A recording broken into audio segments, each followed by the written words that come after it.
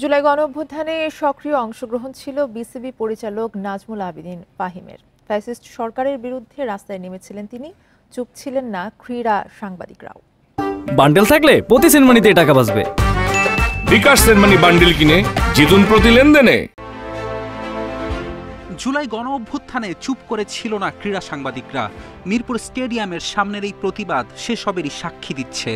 ক্রীড়াঙ্গনের নানা পর্যায়ের মানুষ প্রত্যক্ষ কিংবা পরোক্ষভাবে দিয়েছেন সমর্থন। খেলোয়াড়দের সরাসরি সরকারের বিরুদ্ধে অবস্থান নেওয়া কঠিন ছিল, তবে আন্দোলনের মাঠে সক্রিয় অংশগ্রহণ ছিল নাজমুল আবেদীন ফাহিমের, যিনি পরবর্তীতে বিসিবি পরিচালক হিসেবে দায়িত্ব পান। আন্দোলনের পরে, একটা অভ্যুত্থানের পরে খুব স্বাভাবিক যে একটা সময় অস্থিরতা বিরাজ করবে এবং সব কিছু গুছিয়ে নিতে সময় লাগবে। সেই সময়টা এখন যাচ্ছে। আমাদের ভালো করার জন্য যেই কাজগুলি করা দরকার সেগুলির দিকে আমরা মনোযোগী হচ্ছি।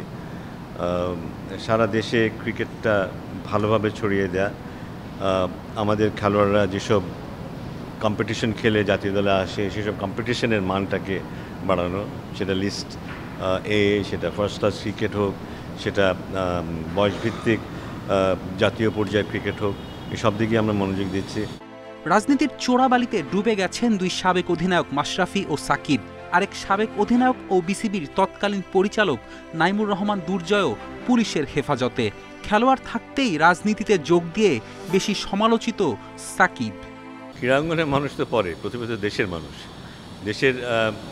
দেশের যে কোনো ক্রাইসিসে আমাদের তো এগিয়ে আসতেই হবে, সবারই দায়িত্ব সেটা, এবং সবাই এসেছিল।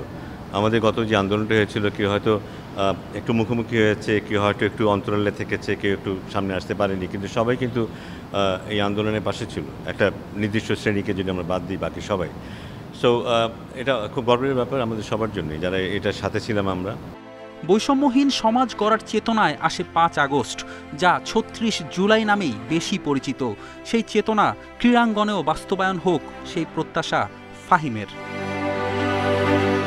ফেরদৌস ইসলাম, ইন্ডিপেন্ডেন্ট নিউজ।